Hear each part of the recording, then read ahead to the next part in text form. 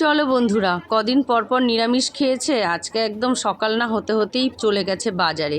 আর এই যে বড় বড় রুই মাছগুলো দেখতে পাচ্ছ, এই বড় বড় রুই মাছের দুটো মাথাই আমার বর আজকে নিয়ে এসছে। অবশ্যই মাছের পেটিও নিয়ে এসছে। আর হচ্ছে এই যে দাদাটা দেখো কাটতে পারছে না, কত বড় মাথা। অবশ্য টাটকা একদম মাছটা, কারণ দেখেই মনে হচ্ছে একদম টাটকা। আর আমার বর না বাজারে গিয়ে ঘুরে ঘুরে বাজার করে, যেখানে ভালো টাটকা মাছ পায় সেখান থেকেই নিয়ে আসে। আর হচ্ছে মাছের তেলও নিয়ে এসেছিল, আর অবশ্যই তোমাদের সঙ্গে শেয়ার করব। যাই হোক, চলো বন্ধুরা, শুভ সকাল। কেমন আছো তোমরা? আশা করি তোমরা সবাই খুব ভালো আছো, আমিও খুব ভালো আছি। বাজার তো চলে এসছে, আর কি কি বাজার এসছে চলো অবশ্যই তোমাদের সঙ্গে শেয়ার করব। আর এই কাতলা মাছের তেলটাও নিয়ে এসেছিল এবং পেটিটাও নিয়ে এসেছিল, আর মাথাটা তো অবশ্যই নিয়ে এসছে, আর নিয়ে এসেছিল বাটা মাছ। অবশ্য আমি প্রথমে চিনতে পারছিলাম না, পরে আমাকে বললো ওটা বাটা মাছ।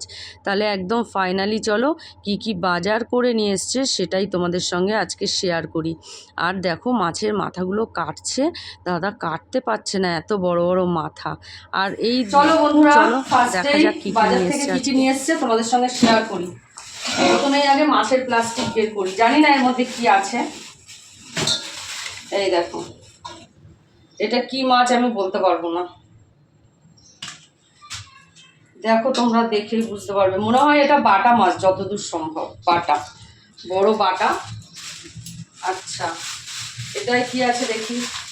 এটাই আছে কাতলা মাছের পেটি আমার বাচ্চাদের জন্য, কারণ আমার বাচ্চারা খেতে পারে না কাটা মাছ। আর এই দেখো মাছের মাথা, এই দেখো একদম বড় কাতলা মাছের মাথা নিয়ে এসছে। মুড়ি ঘন্ট বানাবো, রেসিপিটা অবশ্যই শেয়ার করব। আর এখানে তো একদম টাটকা টাটকা বেগুন, এখানটায় রয়েছে কাঁঠালি কলা বাচ্চাদের জন্য, আর এখানে আছে একটা গন্ধরাজ লেবু, আর এখানে আছে শসা। এই যে, তাহলে চলো, বাজার তো এই পর্যন্ত এসেছে, রান্না বান্না শুরু করে দিই। টাটা, আবার পরে দেখা হবে।